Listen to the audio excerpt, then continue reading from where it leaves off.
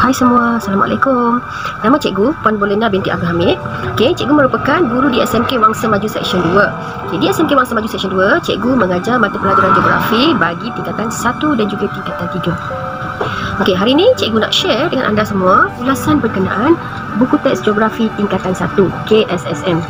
Buku teks geografi tingkatan 1 dibahagikan kepada 6 tema, iaitu kemahiran geografi, geografi fizikal, geografi manusia, geografi kawasan, isu pengurusan alam sekitar dan juga kerja lapangan. Untuk hari ini, cikgu akan membuat ulasan berkenaan dengan salah satu tajuk yang terdapat di dalam tema geografi fizikal, iaitu bumi. Merupakan bab 5, tapi bab ini diajar dalam PDPR sebagai pembelajaran pertama. Tengok secara keseluruhan, buku ini ilustrasinya sangat menarik. Ini adalah peta bagi Asia Tenggara. Okay, ini adalah sistem fizikal bumi. Ini menunjukkan apa bentuk bumi, struktur-struktur lapisan bumi, dan juga ada peta dunia dekat sini. Bab bumi dibahagikan kepada 4 subtopik. Yang pertama, yang kedua, yang ketiga dan yang keempat. Seterusnya, ini adalah isi kandungan yang terdapat di dalam bab 5. Cikgu akan terangkan satu persatu. Okey, sistem fizikal bumi. Bumi terdiri daripada 4 sistem fizikal utama. Okey, komponen 4 ini yang membentuk bumi sebenarnya, iaitu atmosfera. Atmosfera ni merupakan lapisan udara. Okey, dekat luar bumi tu lapisan udara di mana kita bernafas, kemudian tempat yang burung terbang, kawasan di mana aeroplan, terdapat pelbagai jenis gas, debu, habuk dan juga wap air.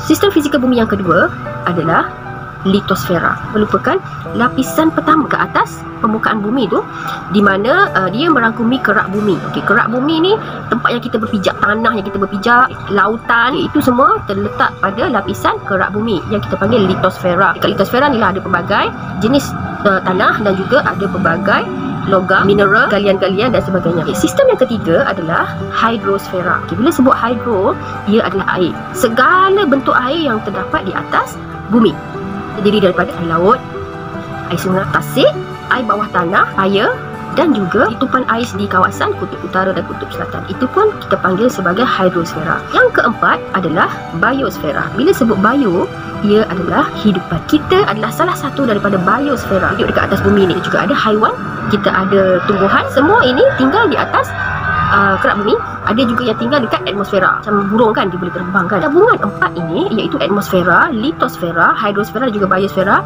membentuk satu sistem fizikal bumi.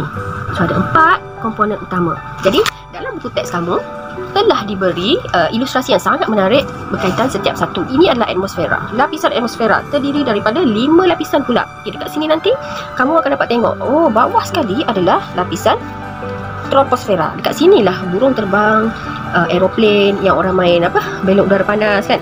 Okey, naik dekat atas lagi, aeroplan biasa dah tak boleh naik dah. Burung pun dah tak larat dah nak terbang sampai kat sini. Okey, cuma jet-jet berjuang. Okey, lapisan ketiga, keempat dan atas sekali adalah tempat di mana satelit-satelit dipasang. Atas daripada tu lagi, itu adalah angkasa lepas. Kat situ dah tak ada graviti dah. Untuk penerangan lanjut berkenaan dengan lapisan atmosfera ni, dekat sini disediakan QR code.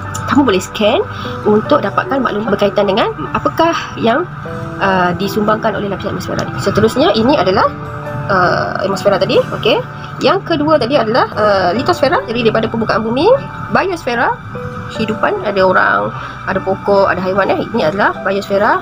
Dan juga hidrosfera, segala air yang ada di atas permukaan bumi. Seterusnya, bahagian yang kedua dalam bab ini adalah struktur bumi. Okey, ini adalah bumi. Bumi terdiri daripada satu lapisan yang paling nipis kat luar ni, kerak bumi. Lapisan kedua, mantel. Lapisan ketiga adalah teras bumi. Tapi teras bumi pun dibahagikan kepada 2 bahagian, iaitu teras luar dan teras dalam. Secara keseluruhannya, kerak bumi merupakan tempat di mana kita tinggal. Okay, dekat kerak bumi ni terdiri daripada lapisan tanah. Okey, ada pelbagai jenis logam. Ada 2 jenis komponen utama, iaitu silika aluminium dan juga silika magnesium, Cl dan juga Cma. Lapisan yang kedua adalah mantel. Mantel ni bahagian yang berwarna jingga. Okey, ini sebenarnya komponen ataupun bahagian yang paling tebal lah pada bumi.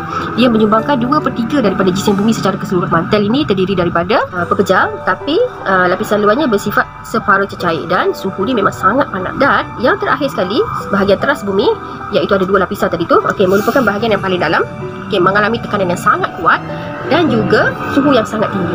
Bahagian yang ketiga, okey, 5.3, kamu akan mempelajari benua yang ada di bumi. Ini adalah peta dunia. Okey, peta ini diwarnakan mengikut benua-benua yang ada. Okey, secara keseluruhan terdapat berapa ni?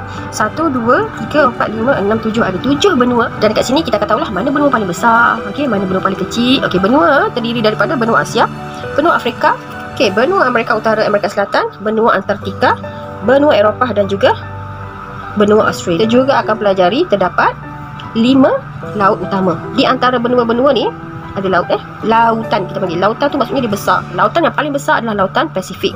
Okey, Pasifik kat mana? Pasifik adalah di antara benua Amerika Utara, Amerika Selatan dengan sebelah timur. Laut Antartik, okey, adalah di antara benua Eropah, Afrika Selatan dan juga benua Amerika. Lautan Arktik, lautan Hindi dan lautan Selatan. Dan dikecilkan lagi sikit, kita belajar dekat kawasan kita je. Okey, ini adalah Malaysia. Kecil je Malaysia terdapat dalam benua yang berwarna hijau ni, termasuk dalam benua Asia. Okey, benua Asia ni besar, paling besar. Okey, so kita dekat sini, kita di Asia Tenggara. Okey, Malaysia kecil je. Secara ringkasnya, kita belajar laut yang mengelilingi negara kita. Okey, iaitu ada 2 laut. Laut Cina Selatan dan Laut Sulu.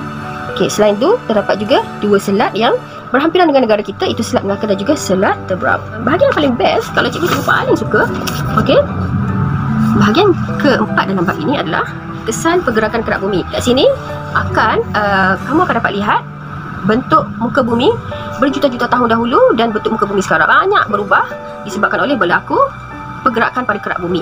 Pergerakan kerak bumi menyebabkan beberapa bencana alam, gunung lipat, okey, gunung bongkar, gempa bumi yang mengakibatkan tsunami. Bila ada berlaku retakan pada lapisan kerak bumi, okey, cecair panas daripada lapisan mantel yang warna jingga ni, okey, akan keluar melalui rekahan bumi tu, okey, dan akan keluar sebagai gunung berapi. Dekat sini juga ada QR code yang boleh kamu scan untuk kamu lihat video-video yang menarik berkaitan dengan gempa bumi dan gunung berapi. Itu saja review cikgu untuk buku teks Geografi tingkatan 1 bagi bab 5. Cikgu harap kamu semua rajin membaca buku. Okey, dengan membaca buku, banyak perkara yang dapat kita ketahui. Okey, cikgu dah review. Anda selaku murid, bagaimana?